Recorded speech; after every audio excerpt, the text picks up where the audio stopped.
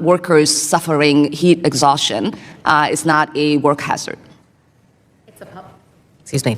It is a public health hazard, and OSHA is limited by what the authority that Congress has delegated it. OSHA has authority to regulate and oversee occupational hazards. Yeah, standards, right?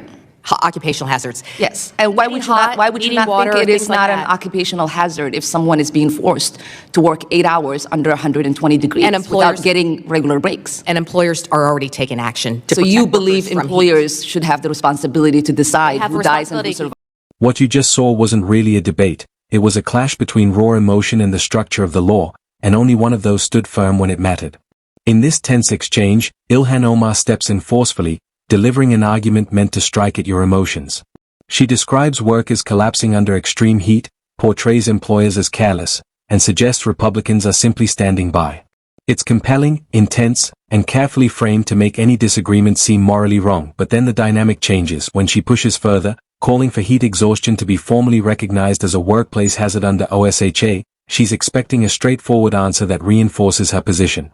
Instead, what she gets undermines the entire tone of her argument. Not outrage. Not political spin.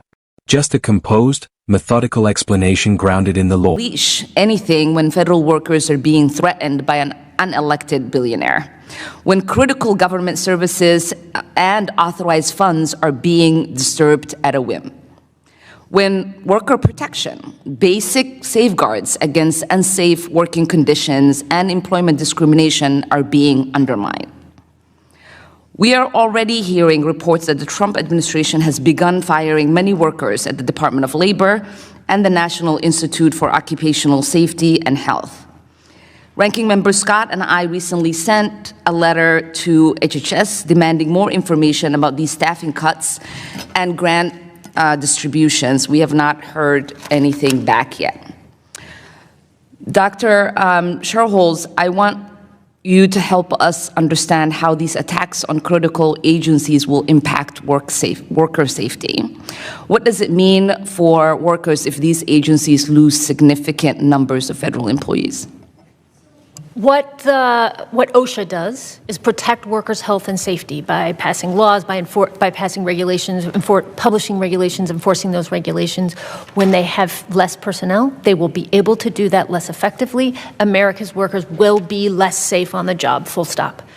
The Wage and Hour Division, for example, they enforce wage protections. They make sure, their workforce has already been shrunk dramatically, so their low-wage workers today lose tens of billions of dollars a year in the form of wage theft by their employers, employers not paying minimum wages that they are owed, not paying overtime that they are owed. We cut Wage and Hour Division, and that skyrockets even further. Workers will be hurt by actually being hurt on the job and by losing wages that they were legally owed. Yeah. And who really benefits when agencies lose this capacity?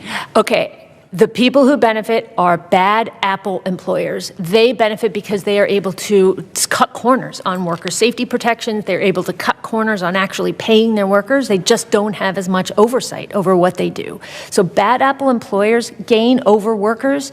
Bad apple employers gain over lawful employers because then they are in a competitive advantage over lawful employers. And then the other group that benefits from this are the wealthy who are going to be the disproportionate beneficiaries of the tax cuts that these kinds of agency cuts are going to help pay for.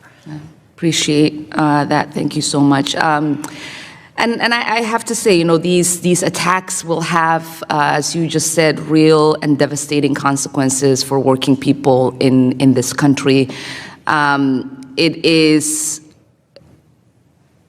It's about thinking about economic mobility. It's about thinking about job security. It's, at minimum, thinking about institutional stability. And what we are witnessing that is taking place in this country really is something that I find very outrageous and shameful. And I'm glad that we are having this conversation. I hope that we get to have many of these conversations. And lastly, before I yield back my time, Mr. Molino, Ms. Molino, why do you believe workers suffering heat exhaustion is not a work hazard? Excuse me. It is a public health hazard, and OSHA is limited by what the authority that Congress has delegated it. OSHA has authority to regulate and oversee occupational hazards. Yeah, standards, right? Occupational hazards. Yes. And why would you not think it is not an occupational hazard if someone is being forced to work 8 hours under 120 degrees without getting regular breaks? And employers are already taking action to So protect you believe workers from employers should have the responsibility to decide who dies and who survives in the heat? They have a responsibility to keep their workers safe, most definitely, but that is separate and apart from So you're OSHA's saying authority. those employers who have not done that, who have seen people die at their workplaces in places like Texas, it's just because they're bad people and we shouldn't have the responsibility of protecting the workers, is what I hear. That's not what I'm saying, but thank you. The doctor explains it in simple terms. OSHA isn't all-powerful, it can only regulate what Congress has clearly authorized. That creates an important legal line between a public health concern and an official workplace hazard. And once that line is understood, the emotional framing starts to fall apart. Because the debate isn't really about whether extreme heat is dangerous, everyone already agrees that it is. The real issue is who has the authority to regulate it, and how far that authority can go, but instead of engaging with that question, she shifts direction. Disagreement is reframed as indifference, even cruelty, suggesting that opposing her stance means letting employers decide who lives and dies. That's not a legal argument, it's a rhetorical trap. It corners anyone who disagrees into either accepting her premise or appearing heartless.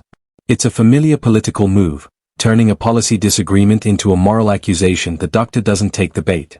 He brings the focus back to what actually exists in law and practice. Employers already have a duty to keep workers safe. Yes, there are bad actors, but their existence alone doesn't justify expanding federal authority beyond its legal boundaries, and that's where everything shifts.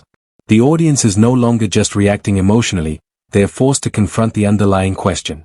This wasn't only about worker safety, it was about using a real and urgent issue to argue for broader power. What was meant to be a clear, compelling narrative, workers versus an uncaring system, ends up unraveling under a calm, methodical explanation that's why the moment lands the way it does. No shouting, no chaos, just a steady breakdown that highlights the gap between how something feels and how it actually works. Because in the end, the most effective responses aren't the loudest, they're the ones that quietly hold up under scrutiny.